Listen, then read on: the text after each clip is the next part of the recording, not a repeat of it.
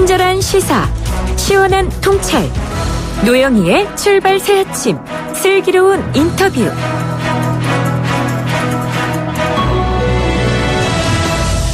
네, 오늘은 저희가 조금 특별하게 급한 이슈를 다뤄보려고 합니다.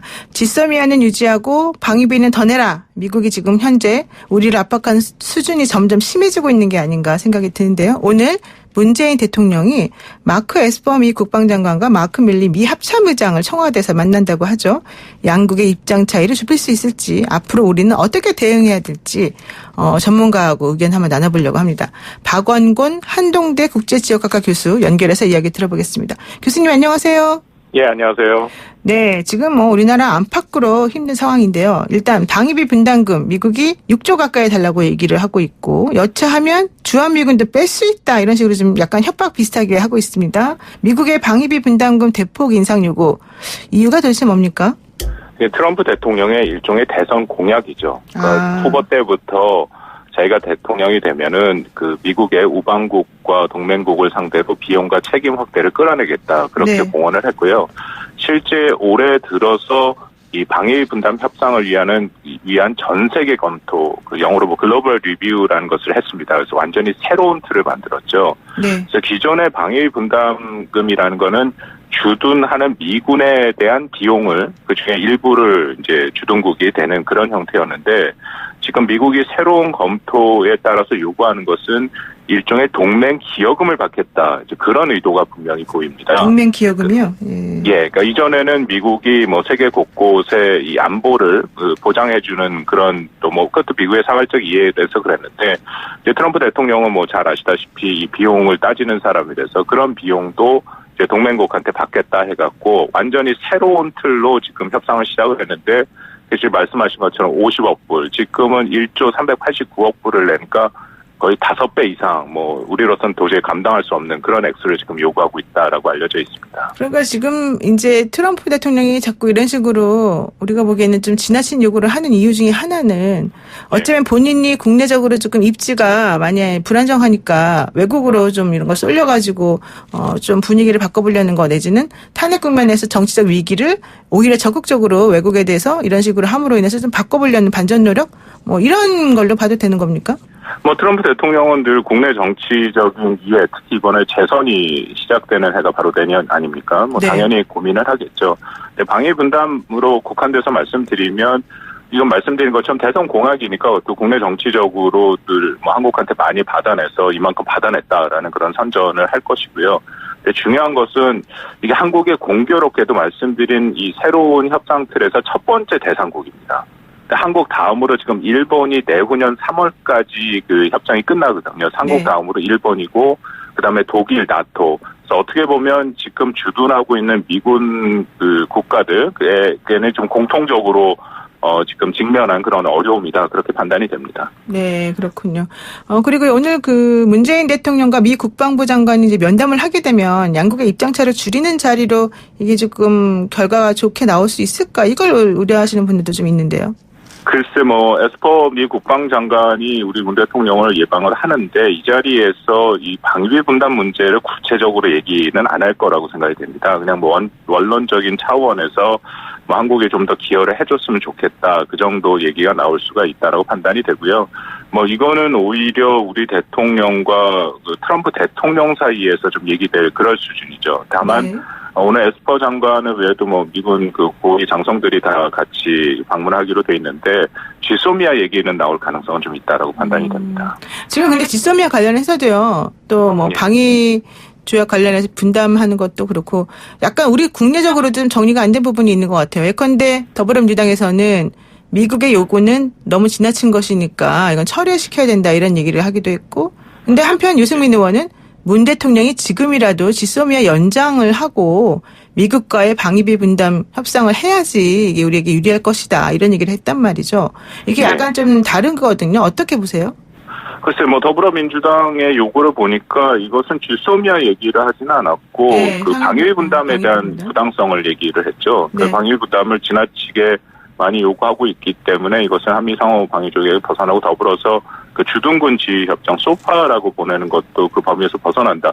뭐 그 주장은 맞습니다. 이게 소파에서 범위에서 벗어나는 건 분명하거든요. 네. 그리고 말씀드린 것처럼 여태까지 우리가 10차에 걸쳐서 91년부터 방위비를 분담했는데 대부분은 한 자리 숫자 정도의 그 상승률을 보였습니다. 예를 들어서 지난번 같은 경우에는 8.2%가 상승이 됐거든요. 그렇기 때문에 500% 상승은 뭐 받을 수 없다는 건 분명하죠. 다만 또 유승민 의원이 얘기한 건 조금 다른 결에서 얘기를 했는데 이게 지소미아와 방위분담금 협상 간에 연계성이 있다 그 얘기를 하는데요. 저는 이거는 뭐 연계성이 있습니다. 왜냐하면 미국은 말씀드린 것처럼 트럼프 대통령은 이 비용 대 효과를 따지는 사람이기 때문에 지소미아를 폐기를 결국 결정을 하게 되면은 이것은 미국한테 그만큼 책임과 비용을 더 부담하라 그런 의미로 트럼프 대통령을 읽을 수 있거든요. 그러면 당연히 지금 진행되고 있는 방위 분담 협상에서 그만큼 더 한국이 부담을 해라. 그런 압박은 가능하다라고 보이고요. 지난 10차 협상 때도 비슷한 얘기가 이미 나왔다라고 얘기를 들었습니다. 근데 사실 지소미아 얘기가 나오기 전부터 미국은 우리한테 6조 정도 부담해야 된다 이렇게 얘기를 했던 거라서 이게 네. 꼭 그렇게 지소미아하고 연결시켜야 될 문제인가는 좀 의문이 있지 않습니까? 근데 트럼프 대통령의 늘 머릿속에는 한번 보신 그 말씀이 지소미아를 지난 8월 달에 우리 정부가 중단 선언을 하지 않았습니까? 네. 그러고 나서 미 국방부와 국무부에서는 굉장히 거친 반응들이 나왔죠. 네. 그런데 트럼프 대통령은 지소미아에 대해서 단 한 번도 얘기를 한 적이 없습니다. 오히려 트럼프 대통령 같이 뭐 트위터를 통해서 계속 얘기를 하는 사람이 얘기를 안 했다는 거는 뭐 이건 제 판단인데 말씀드린 것처럼 그런 셈법이 있는 거죠. 이 지소미아를 한국이 폐기를 함으로써 뭐 전체적으로 어떤 전략적인 이해를 트럼프 대통령은 고려하기보다는 이걸 통해서 어떻게 하면은 한국한테 뭔가를 좀 더 받아낼 수 있을까. 참 안타까운 얘기인데 트럼프 대통령이 지금 동맹국한테 보이는 기본적인 태도는 다 비슷합니다. 그렇기 때문에 오히려 조용히 있었던 것이고요.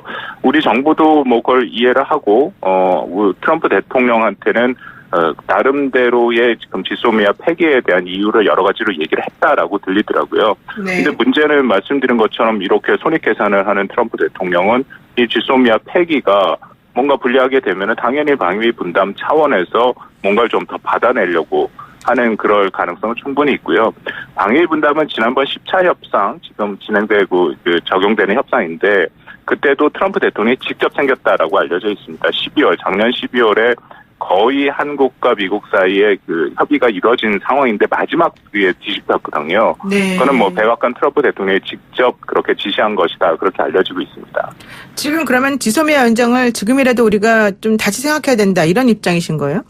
예, 그런 입장이고요. 이거는 뭐 말씀드린 것처럼 만약에 이게 폐기로 최종 결정되면은 이 후폭풍이 만만치 않다라고 저는 생각이 듭니다. 이게 지소미아가 왜 복잡하냐면 미국이 인도 태평양 전략이라는 걸 올해 지금 본격적으로 시도를 했어요. 6월이랑 11월에 그 미 국방부와 국무부에서 각각 보고서를 내는데 그 보고서 제목 자체에 사실상 동맹국가 우호국의 책임과 비용을 요구하겠다 그런 내용들이 다 들어가 있거든요. 네.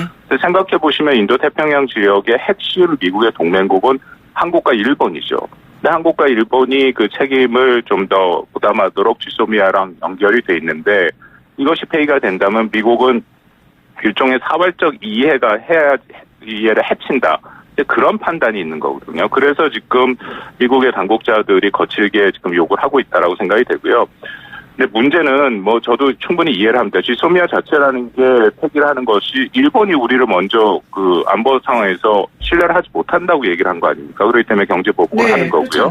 예, 거기에 대해서 우리가 가장 고급 정보인 이 군사 정보를 공유를 하는 것은 그거는 좀 논리 안 맞죠. 네, 그건 원칙이 안 맞는 것은 맞는 얘기입니다. 근데 그럼에도 이게 지금 미국이 관련돼 있기 때문에 문제가 복잡해지는 거거든요.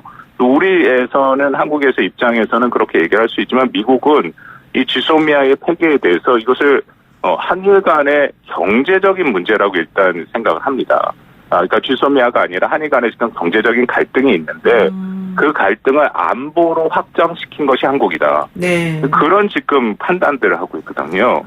그래서 지금 우리 정부가 처음 생각한 것처럼 지소미아 이 카드를 통해서 미국을 압박해서 미국이 다시 일본에 좀 전향적인 조치를 끌어내거나 아니면 지소미아를 통해서 일본이 전향적인 조치를 할 수 있도록 그렇게 하려고 하는 셈법이 있는데 그 셈법이 지금 작동을 안 하는 상황이죠. 네. 그렇기 때문에 저는 우리 정부가 이게 뭐 명분과 실리인데 이걸 만약에 폐기를 한다면은 그것의 그 후폭풍이 정말 만만치 않을 것 같아서 좀 걱정이고요.